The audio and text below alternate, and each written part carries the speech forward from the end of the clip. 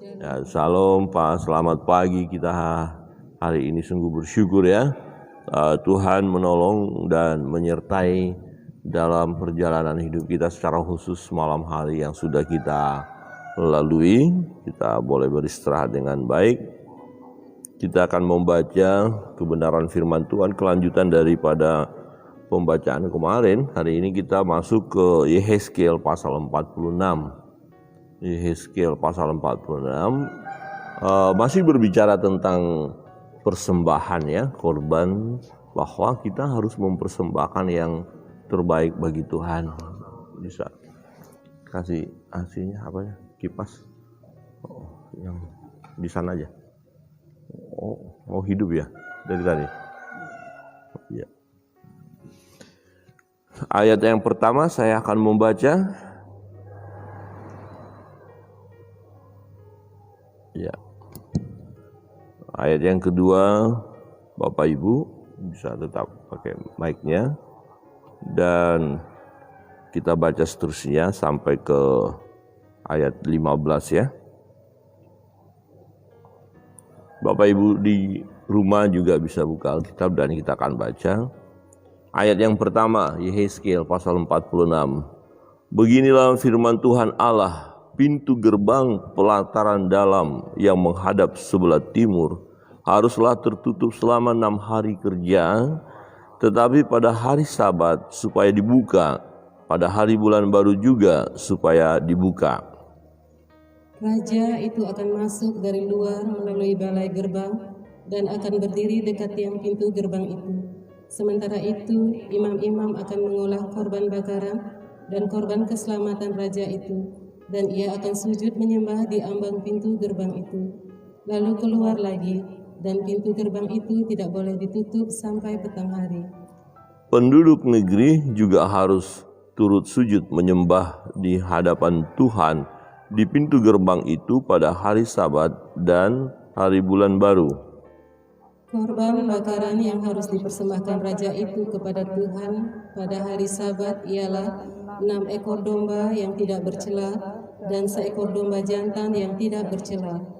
Korban sajian dari domba jantan harus diolah dengan 1 eva tepung, tetapi korban sajian dari domba-domba yang lain bergantung pada kemampuannya, serta minyak 1 hin untuk 1 eva. Pada bulan baru harus dipersembahkan seekor lembu jantan muda yang tidak bercela, serta 6 ekor domba dan seekor domba jantan yang tidak bercela. Sebagai korban sajian, ia harus mengolah 1 eva tepung dengan seekor lembu dan 1 eva tepung dengan seekor domba jantan. Tetapi korban sajian dari domba-domba lain bergantung pada kemampuannya, serta minyak 1 hin untuk 1 eva. Kalau raja hendak masuk ke dalam, ia harus masuk melalui balai gerbang dan keluar dari situ juga. Tetapi kalau penduduk negeri pada perayaan-perayaan yang tetap berkumpul di hadapan Tuhan dan yang masuk melalui pintu gerbang utara untuk turut sujud menyembah, biarlah mereka keluar melalui pintu gerbang selatan. Dan yang masuk melalui pintu gerbang selatan, biarlah keluar melalui pintu gerbang utara. Janganlah seorang kembali melalui pintu gerbang kemasukannya, tetapi masing-masing harus keluar dari pintu gerbang yang di depannya. Mengenai raja itu, ia akan masuk bersama-sama mereka dan keluar bersama-sama mereka. Pada hari-hari raya dan perayaan-perayaan yang tetap harus ada korban sajian, yaitu 1 eva tepung diolah dengan seekor lembu jantan dan 1 eva tepung diolah dengan seekor domba jantan. Tetapi korban sajian dari domba-domba yang lain bergantung pada kemampuannya, serta minyak 1 hin untuk 1 eva. Kalau raja mengolah korban bakaran sukarela atau korban keselamatan sukarela bagi Tuhan, maka orang harus membukakan pintu gerbang sebelah timur untuk dia, dan ia akan mempersembahkan korban bakarannya dan korban keselamatannya itu seperti ia perbuat pada hari Sabat. Kemudian ia keluar, dan sesudah ia keluar, pintu gerbang harus ditutup. Tiap hari ia harus mengolah domba yang berumur 1 tahun dan yang tiada bercela sebagai korban bakaran bagi Tuhan. Setiap pagi ia harus melakukannya. Di samping itu, setiap pagi ia harus mempersembahkan korban sajian 1/6 eva tepung dengan minyak 1/3 hin untuk mencampur tepung yang terbaik itu. Itulah korban sajian bagi Tuhan, dan ketetapan itu tetap selama-lamanya. Bersama-sama, demikianlah mereka harus mempersembahkan domba dan korban sajian dan minyak setiap pagi sebagai korban bakaran yang tetap. Amin. Demikianlah mereka harus mempersembahkan domba dan korban sajian dan minyak setiap pagi sebagai korban bakaran yang tetap. Bapak Ibu Saudara yang terkasih dalam Tuhan, kita melihat bagaimana korban-korban mereka lakukan ya. Hari Sabat ada, bulan baru ada, korban keselamatan secara pribadi ada, ya. Untuk pengampunan dosa secara pribadi ada. Nah, untuk tiap-tiap pagi juga ada. Bahkan untuk sore ada. Nah, yang kita lihat di sini betapa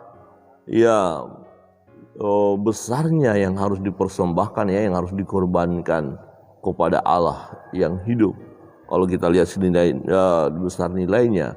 Nah, prinsip di sini satu yang kita lihat ada yang harus. Ya, tapi ada yang sesuai dengan kemampuan. Jadi yang harus itu memang ya harus dilakukan. Misalnya korban untuk menghapus dosa atau korban bakaran ya dalam wujud apa? Binatang ya yang harus dipersembahkan. Nah, binatang yang tak bercacat celah ya, domba atau lembu atau sapi itu ya bisa dipersembahkan dan haruslah yang tak bercacat celah. Di ayat 13 dikatakan tiap hari ia harus mengolah domba yang berumur 1 tahun dan yang tidak bercela sebagai korban bakaran bagi Tuhan. Setiap pagi ia harus melakukan itu. Nah, kira-kira korban kita setiap pagi kira-kira apa ya? Ya. Apakah kita terus setiap pagi ya, datang ke bait Allah membawa persembahan kita? Nah, kalau kita lihat pelaksanaan kita sekarang, bagaimana kita datang ke bait Allah, ya mungkin pada hari Minggu saja ya. Hari Minggu kita bawa persembahan kita. Nah, tetapi pelaksanaan kita bukan wujudnya adalah uang atau pengganti daripada binatang yang kita korbankan, tidak. Tetapi ini lebih kepada bagaimana kita datang kepada Tuhan secara khusus menyembahnya. Jadi tiap pagi kita datang kepada Tuhan, ini adalah persembahan kita yang terbaik bagi Dia. Nah, di pagi hari sebelum kita melakukan segala kegiatan kita datang kepada Tuhan. Kita menyembah Dia. Ya, doa-doa kita merupakan persembahan kita kepada Tuhan. Pujian-pujian kita merupakan persembahan kita kepada Allah. Dan ketika kita mendengarkan, merenungkan kebenaran firman Allah, ini merupakan tindakan yang terbaik dari kita untuk sujud menyembah Dia, memuliakan Dia. Kita mau mendengar suaranya. Ya, jadi pelaksanaan bagi kita tidak berarti kita harus membawa persembahan kita, uang kita tiap-tiap hari ke gereja, tidak. Ya, tetapi lebih kepada sikap kita, bagaimana kita datang kepada Tuhan tiap-tiap pagi. Jadi sebelum melakukan segala kegiatan kita, tiap pagi kita menyembah, memuji, memuliakan Dia.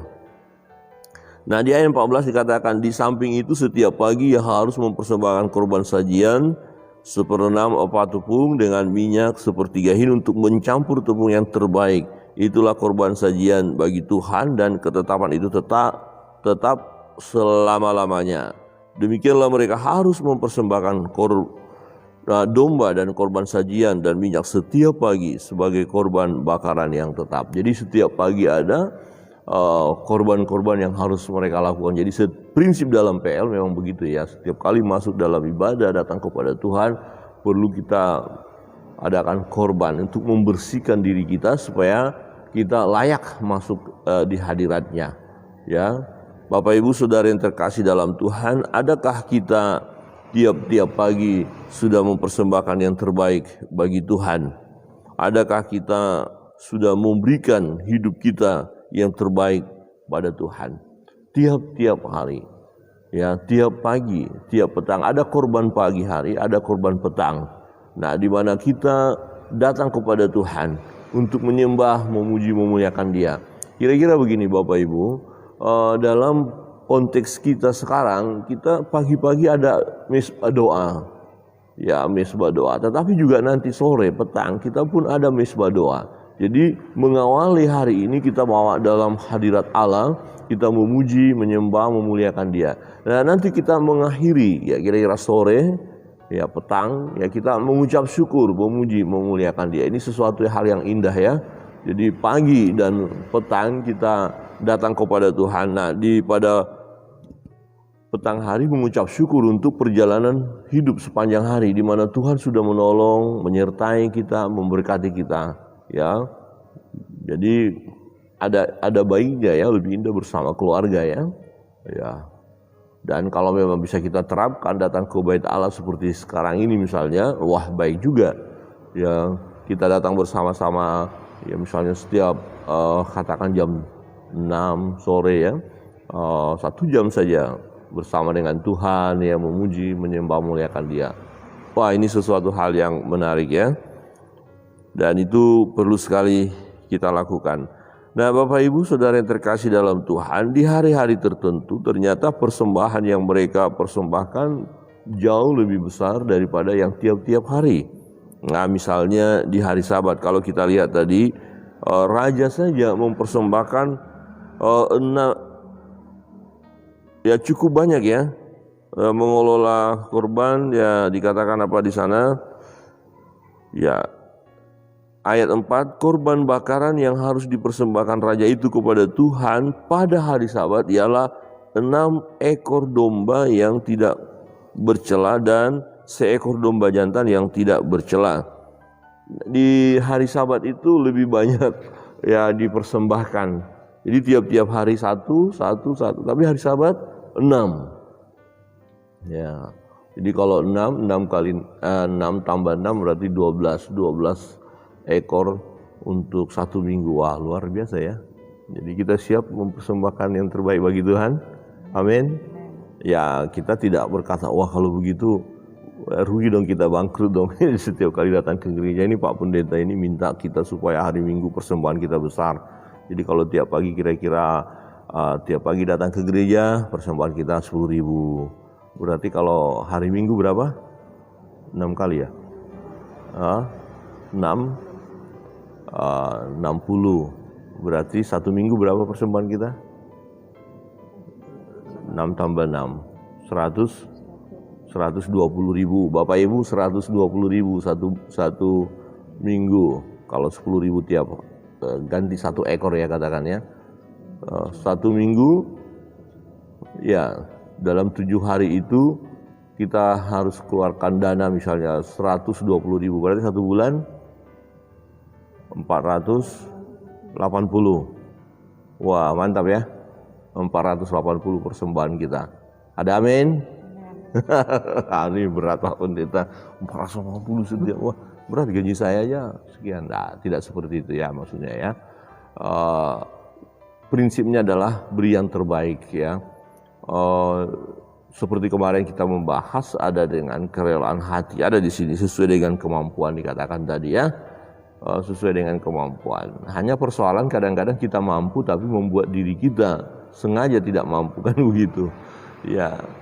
Nah, ini kita harus belajar bagaimana memberi yang terbaik dalam kehidupan kita kepada Tuhan, ya, prinsipnya. Bapak Ibu Saudara yang terkasih dalam Tuhan, kita melihat dalam Yehezkiel pasal 46 ini bagaimana hubungan kita dengan Tuhan diatur sedemikian rupa. Ini bukan berarti Tuhan menekan umat, tidak. Ya, dan umat sendiri melakukan dengan sukacita karena mereka sangat rindu mengalami hadirat Allah. Mereka sangat rindu masuk dalam bait Allah. Dan menarik juga tadi kita membaca bahwa setelah mereka masuk ibadah, misalnya orang yang masuk dari pintu selatan, dia keluar dari utara. Jadi jangan bolak-balik. Jadi semacam jalannya itu rapi ya, keluarnya rapi. Nah, menunjukkan bahwa ada aturan-aturan yang dilakukan dalam ibadah itu sendiri. Peraturan-peraturan itu dilakukan dibuat sedemikian rupa ya untuk menjaga supaya ibadah itu sendiri berlangsung dengan baik, tertib, ya, terarah, tidak sembrono. Ya, itu perlu kita terapkan Bapak Ibu. Ibadah itu, suasana ibadah yang saya maksud ya, ketika kita hari Minggu, konteksnya kita sekarang hari Minggu ya perlu ada aturan lah ya, tidak sembrono. Ya, misalnya kursi sudah diatur sedemikian rupa, terus ya kita datang misalnya ibadah sebagai umat, kemudian saya nggak senang kursi di sini, kemudian kita tarik ke belakang lagi, ya jangankan akan kacau semua nanti. Ya, jadi kita datang lebih awal, langsung ke depan duduk, tidak apa-apa. Ya, jadi rapi semua, ya tidak mengganggu yang lain.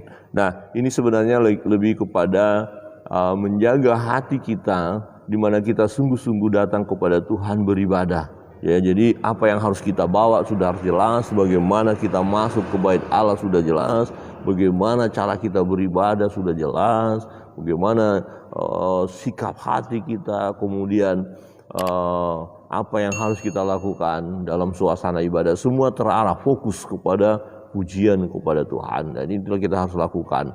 Nah, prinsipnya adalah yang pertama, kita harus memberi yang terbaik, baik dari segi ya korban-korban kita, ya konteksnya kita sekarang persembahan-persembahan kita, terlebih juga dari hati kita, ya kesiapan kita datang kepada Tuhan dengan mengikuti aturan itu. Kita bisa melihat betul-betul kita mau ya tertib, mau melakukannya ya. Dan mengenai persembahan, ya ada persembahan yang harus kita berikan ya sesuai dengan kemampuan kita, harus memang kita persembahkan ya.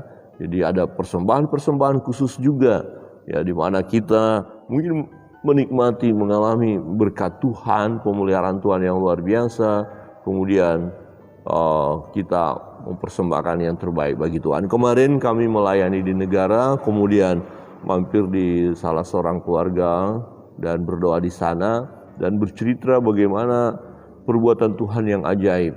Ya, ada seorang hamba Tuhan, ya, dia ceritakan dia kenal baik, melayani. Waktu dia awal melayani di daerah itu, awalnya dia bahagia, senang karena jemaat hadir, pakaian rapi, pakai jas, pakai kebaya, ya kan. Nah, dia berpikir ini jemaat, ini baru dia datang ke daerah itu, wah jemaat ini luar biasa, tampaknya mereka orang-orang berada ini gitu ya. Nah, tetapi ternyata setelah selesai ibadah ya, dan hamba Tuhan ini melihat ternyata jemaat yang dilayani semua adalah ya minta maaf, kita harus bicara tidak apa-apa, ini kisah nyata ya. Jadi hanya kelas bawah istilahnya. Mereka ada pekerjaannya itu tukang beca. Wah, agak sedih Bapak Gembala ini. Wah, dia pikir tadi ini ya mereka ini orang-orang berada ya, dengan pakaian yang bagus, rapi. Nah, ternyata satu hal penilaian dia yang luar biasa. Ternyata umat ini ketika dia datang ke gereja, dia selalu memberi yang terbaik. Walaupun ekonomi mereka kecil, tetapi pakaiannya rapi, bersih, pakaiannya baik, ya tidak asal-asalan. Nah, di situ dia terkagum-kagum. Nah, kemudian dalam pelayanan itu dia tetap setia melayani, tetap setia melayani walaupun dari segi finansial ya, ekonomi untuk gereja, untuk hamba Tuhan sulit sekali. Tetapi satu hal yang tidak terduga, Tuhan bekerja luar biasa. Ada seseorang datang menemui dia, ya dia tidak kenal, dan orang ini akan berkata, ya saya mau memberkati. Ya, nah diambil cek dan ternyata apa yang dia berikan itu membuat hamba Tuhan ini kaget. 50M. Ya, tanda tangan diserahkan ke gereja. Wah, ini Bapak seorang pengusaha kah? Bapak itu berkata, nah, saya hanya ya biasa-biasa, hanya ada proyek-proyek sedikit-sedikit saja. Nah ternyata seseorang ini orang yang luar biasa tapi tidak kelihatan dan dipersembahkan untuk pekerjaan Tuhan. Wah dahsyat bukan? 50M. Terus saya pikir waktu cerita itu, ada nggak yang kasih 3M saja sama kita gitu ya? Ya 3M, siap-siap ya, terima 3M. Haleluya. Ya, nah ini pekerjaan Tuhan. Dahsyat, luar biasa. Ya, jadi mungkin kita bilang, aduh persembahannya kok besar sekali ya. Misalnya tiap minggu kok hanya segini-segini ya. Ingat, seseorang itu dengan sukacita memberikan cek 50M. Yang menggerakkan hatinya siapa? Tuhan. Dan diberikan kepada siapa? Pada hamba Tuhan, gereja. Dan tadi kemarin kami ketika cerita, kalau saja hamba Tuhan itu ya bisa istilahnya mau tergoda untuk dunia ya, dia nikmati semua. Tapi ini tidak, persembahkan ke gereja, kemudian untuk pelayanan, untuk gedung gereja semua ya, untuk pekerjaan Tuhan. Nah awalnya dia masuk dalam melihat keadaan jemaat, wah seperti itu, dia sedih juga, kira-kira ini gimana nih keadaan jemaat kok seperti ini. Tetapi sekarang luar biasa jemaat yang dilayani, luar biasa, sangat-sangat besar jumlahnya, maju pelayanan dan penuh dengan berkat Tuhan. Nah itu mereka lakukan karena memang setia. Ya, jadi kalau kita setia, kita ingat bagaimana pertama kali kita memulai ibadah, firman Tuhan yang saya masih ingat itu untuk kita adalah setia dalam perkara yang kecil, maka Tuhan akan percayakan perkara-perkara yang lebih besar. Amin. Kita mau setia, Tuhan akan percayakan. Bukan hanya untuk di gereja, di pelayanan, tapi juga setiap pribadi, setiap rumah tangga. Setialah mempersembahkan yang terbaik bagi Tuhan. Hidup yang terbaik kita persembahkan kepada Tuhan, maka Tuhan akan memberkati kita. Ya, kiranya kebenaran firman Tuhan pada pagi hari ini menolong kita. Ya, bukan berbicaranya uang beri yang terbaik, tidak, tapi hidup kita yang terbaik, sikap hidup, perubahan hidup. Ya, perubahan hidup yang semakin baik ini ya. Memang kita beri diri kita untuk diubahkan oleh Tuhan. Ya, maka kita akan merasakan, menikmati betapa indahnya hidup bersama dengan Tuhan, dan segala sesuatu yang kita lakukan di dalam Tuhan tidak sia-sia. Tuhan yang akan terus memberkati kita. Amin. Kita akan masuk dalam